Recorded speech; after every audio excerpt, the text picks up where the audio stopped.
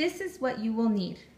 You will need a crock pot, California chili pods, chile ancho or pasilla ancho, chiles de árbol. You will need canela,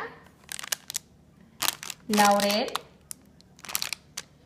salt, garlic, and beef. And basically the kind of beef that I get is beef for shredding. And you will also need some onion, some lemon, and some cilantro. That's just the garnishing on top, okay? So this is everything you will need to make this meal. First, I'm gonna prepare all my chiles. I'm gonna start with the chiles del árbol. I'm gonna get about a handful of these, and I'll be taking the stems off of them before putting them to boil with all my other chiles. So about a handful, not too much because you don't want it to be too spicy. Then I'm gonna prepare my chile pasilla ancho. I usually put in just 2 or 3 of these chile pods, okay? So what I'm gonna do, I'm gonna take the stems off and I'm gonna take out all the seeds from the inside before putting them to boil. Next, I'm gonna prepare my California chili pods. Basically, I'm just gonna probably use about 9 of them because these ones are kind of like a medium size, and I'm making a large pot of this carne de res con chile rojo. So I'm using about 9 or 10 of these, and I'm gonna do the same. I'm gonna take the stems off of them and remove these seeds from the inside before putting them to boil. Okay, so I've taken all the stems off of all my chiles and remove the seeds from the inside of all of them. Now, if you don't remove every single seed, it's okay. The thing is that if you leave the seeds in, it'll make your dinner or the meal like sour tasting, and you want to avoid that. So try to take out all the seeds as much as you can. What I'm going to do, I'm going to soak these, wash these, and then I'm going to put them on the stove to boil until they're all nice and soft. Okay, so I'm just going to go ahead and wash these up, get them all nice and clean, put them to boil. Once they're soft, I will go ahead and blend them and make the mix. So they're nice and washed, and I have them in a stock pot. I'm going to go ahead and fill this up halfway with water and put them to boil. Meanwhile, my chiles are cooking and boiling. I'm going to prepare the meat. Prepare it and put it in the crock pot, so when this chile is done, I can just add it to the crock pot. Okay, remember I'm doing this meal in a crock pot, so I'm going to prepare this meat. We're going to put it in the crock pot, put the chili sauce in it, and it's going to cook overnight. This is going to be really good. For this meal, for tomorrow's meal, I have gotten, this is about 4 pounds of beef. And this is the kind of beef you can shred. So big, thick. And I'm going to cut these up into semi-large pieces so that it's easier to be served when it's being served. So this is the crock pot I'm going to be using. This is nice and clean and ready to add the meat into. So my meat is diced in fairly large pieces. This is ready for me to add the chili sauce into this crock pot, along with the salt and some bay leaves that I'm gonna add to this. Then once the chili sauce is added into here, it's gonna cook overnight and this will be ready. Okay, I'm gonna add some salt to the meat before putting the chili sauce in. Now you don't wanna add too much because your chili sauce is gonna have salt too. Okay, I know that looks a lot because of the camera. It's all just, it looks all white, but that's a good amount for this amount of meat that I'm gonna do. Remember, I did like 4 pounds of meat today. Along with the salt, I'm gonna add 2 or 3 garlic cloves.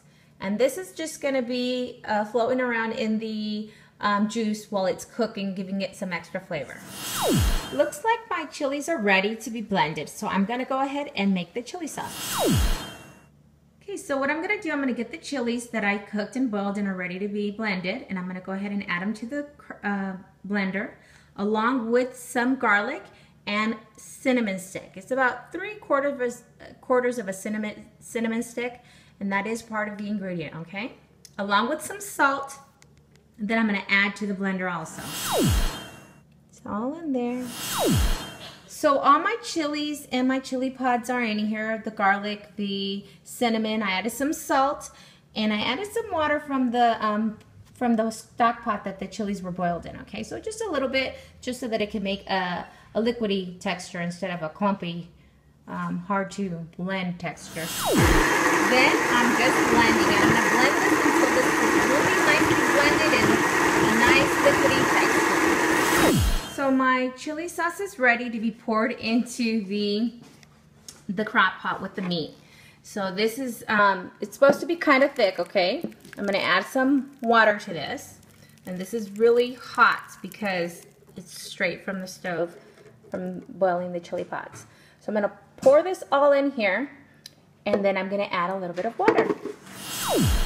Okay, so I got about a half of cup of the blending jar or jug or cup. And I'm gonna go ahead and pour that in here. You don't want to add too much water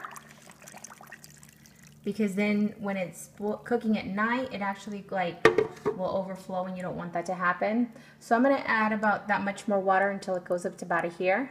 So I'm gonna add some more water, leave it about there, and then I'm gonna let it cook overnight. Lastly, I'm gonna add some bay leaves. You don't want to add too much because these do have a strong flavor or taste to them. So about 3 or 4 small leaves, and you just leave them there for them to boil overnight. Okay, so everything's ready. I'm gonna go ahead and turn this on high. I'm gonna put the lid on, and I'm gonna see you guys in the morning when this is ready to eat. I told you guys I'd go ahead and show you guys the end result in the morning. So this is the carne con chile rojo that I made.